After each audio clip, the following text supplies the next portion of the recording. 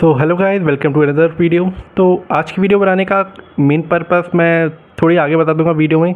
तो ये स्पेशली जो अभी 4 मई को नीट का एग्ज़ाम हुआ था उसलिए मेरी क्लोजली रिलेटेड। वैसे तो मैं एक जेई एस्पिरेंट था, मेरा पेपर भी हो गया इस साल, मैं कॉलेज वगैरह तो वही सर्च करो।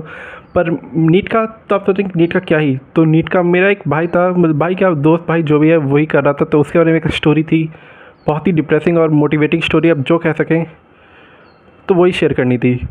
तो मैं आपको बताता हूँ, उससे पहले मैं अपनी प्रोग्रेस अब जो भी अभी चल रहा है मैं बता देता हूँ। तो अभी तो मेनली मेरा यही चल रहा है, तो कॉलेज हंट चल रहा है। दूसरा एग्ज़ाम मेरा 10 को है, जो कॉमेट के का भरा था मैंने, एडवांस का मैंने क्वालिफाई तो हो गया था पर देना है ही नहीं। फिर जो नहीं पता मैं बता देता हूँ, मेरी CRL रैंक थी 1.3 लाख और जो EWS रैंक थी वो 20,000 थी। तो इसी पर जो कॉलेज मैं मेनली जो देख रहा था, मैं जैसे नोएडा में देख रहा था उस पर कोई टेक्निकल ब्रांच या IT वगैरह कुछ मिल जाए, तो मेनली वो मैं वो देख रहा था। नोएडा में जैसे ये था UPTU में थोड़े अच्छे मिल जाएंगे, जहाँ तक मैंने सर्च करा था। AKGC गाजियाबाद, ABES ये सब मिल जाएंगे, GL बजाज ये सब तो मतलब मिल ही जाएंगे इसमें CSE। पर मुझे थोड़ा ऐसे प्लेसमेंट वाइज थोड़ा अच्छा चाहिए, तो मैं देख रहा था कि मुझे JSS नोएडा या कोई वैसे अच्छा मिल जाए। HBTU में लोअर ब्रांच मिल रही है, पर मुझे चाहिए तो टेक्निकल या CSE मतलब IT कोई टेक ब्रांच चाहिए। तो मुझे IT मिल रही है JSS नोएडा में, जहाँ तक पिछले साल का डेटा था उस हिसाब से अगर मिल जाए तो मैं मोस्टली वही चूज़ करूँगा। देखते हैं, अभी UPTU की तो अभी शुरू भी नहीं हुई है, जोसा के बाद ही शुरू होगी। पहले तो जोसा में तो मेनली अगर मिलेगी तो लोअर ब्रांच मिलेगी, कोर ब्रांच ये टेक्निकल ब्रांच तो कोई नहीं मिलने वाली। तो मेनली मेरा मोटिव तो यही है कि जोसा तो भर दूंगा, पर मेनली जो UPTU में ये मिलेंगे JSS और जितने भी हैं GL, तो इसी पे मेनली फोकस रहेगा। तो मेरा तो मैं जो बता रहा था कि मेरा फ्रेंड उसने अभी नीट का एग्ज़ाम दिया था, उसका 4 मई का था, उसका फर्स्ट ड्रॉप था। उसकी अच्छी खासी प्रिपरेशन थी, एक डिसेंट लेवल पर थी, उसने ऑनलाइन ही प्रिपरेशन करी थी मेरे साथ। मेरा जेई का था, उसका नीट का था। उसने एक डिसेंट लेवल पर प्रिपरेशन की थी, उसका मतलब ये था कि मतलब उसकी मैथ ज़्यादा स्ट्रॉन्ग नहीं थी। तो उसने बायोलॉजी तक उसकी अच्छी खासी थी, 92% आए थे। मैथ्स में भी उसके दी था, पर इतनी चीज़ की स्ट्रॉन्ग नहीं थी।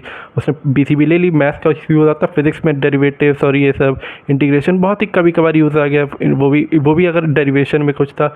और मेनली न्यूमेरिकल्स में आता था, मतलब WDS इंटीग्रेशन ऑफ वर्क निकालना है तो बस इंटीग्रेट कर दो, ये 0 से 1 जो भी मतलब गिवन वाला होता था, मतलब नॉर्मली होता था। अगर इंटीग्रेशन डिफरेंट ऐसा कुछ आता था, नॉर्मली होता था, आराम से हो जाता था। पर जो एग्ज़ाम में आया, मैंने पेपर देखा कि लेवल इतना तो था कि मतलब मेंस के नज़दीक अच्छा खासा तो था। जहाँ तक उससे ज़्यादा था कि मैंने भी देखा था कि बहुत सारे दिखाया था कि 1 लाइन के न्यूमेरिकल आएंगे सब हो जाएंगे। मैंने उसे समझाया कि भाई सबका ही ऐसा हुआ होगा, तो बोला होता है, पर खुद को जब अंदर से लगता है कि पूरे साल एक पेपर को दिया और सब कुछ यही पहले से प्री डिटरमाइंड नोशन था कि पिछले साल तक उसने सारे PYQ लगाए कि पिछले साल तक कैसे आते थे, उससे पहले कैसे आते थे। बता था कि पिछले बार ऐसा आया था 2021 में, 16 में ऐसा आया था। पर ऐसा नहीं कि कतई ही फाड़ दिया फिज़िक्स की लेवल के, खाली फिज़िक्स के लेवल भी नहीं, सबके बताया था कि लेवल बढ़े हैं। और फिर क्या ही कर सकते, सबके पेरेंट्स कन्विंसिंग भी नहीं होते कि समझ सकें कि बच्चा क्या है। तो मैं क्या ही बता, वैसे समझा ही सकता था, पर यही था कि क्या ही कर सकते हैं। अब मुझे अपने भी ये समझ आया कि बहुत लोग कहते कि तुम्हें क्या, तुम्हें तो जेई वाला है, तुम्हारा तो बच्चों ने नीट दिया, तुम्हारी खुद उसमें कि बच्चे नीट कुछ क्वालिफाई कर जाते हैं, खाली फिजिक्स और केमिस्ट्री हो जाता है, मैथ्स का उसका नहीं। पर ये नहीं, क्या ही कर सकते हैं। मेरा तो पॉइंट ऑफ व्यू यही है कि जो है कॉन्फिडेंस रहना चाहिए बच्चे का। अपना ये नहीं होना चाहिए कि कतई कॉन्फिडेंस लूज़ हो जाए। अपने आप में कॉन्फिडेंस बहुत ही ज़रूरी होता है कि अगर इंसान अपने से कॉन्फिडेंस हार जाए, खुद को नहीं समझ पा रहा है, तो क्या ही है। एक पेपर ज़रूरी है कि इससे तुम्हारा लाइफ भी डिसाइड होगी, ये नहीं है कि तुम्हारी life single piece of paper can decide your future as well as your everything in your life. But खुद पे भरोसा सबसे ज़्यादा ज़रूरी होता है। अगर तुम्हारा पेपर भी निकल गया और फिर भी नहीं हुआ तो क्या ही फ़ायदा। अभी न्यूज़ आई भी थी कि एयर वन जो 2016 या 18 में आया था, उसने सुसाइड कर ली।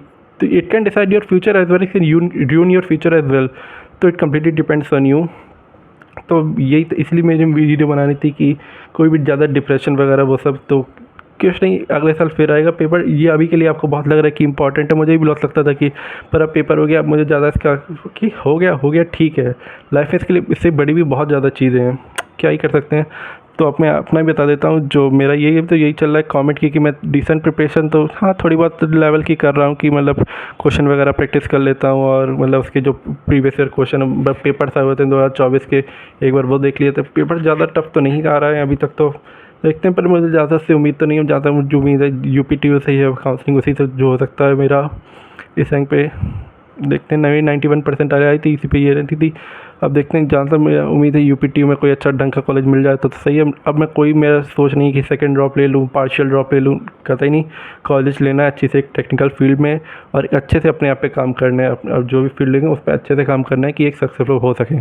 तो thanks for video, subscribe for more and हाँ, राधे राधे।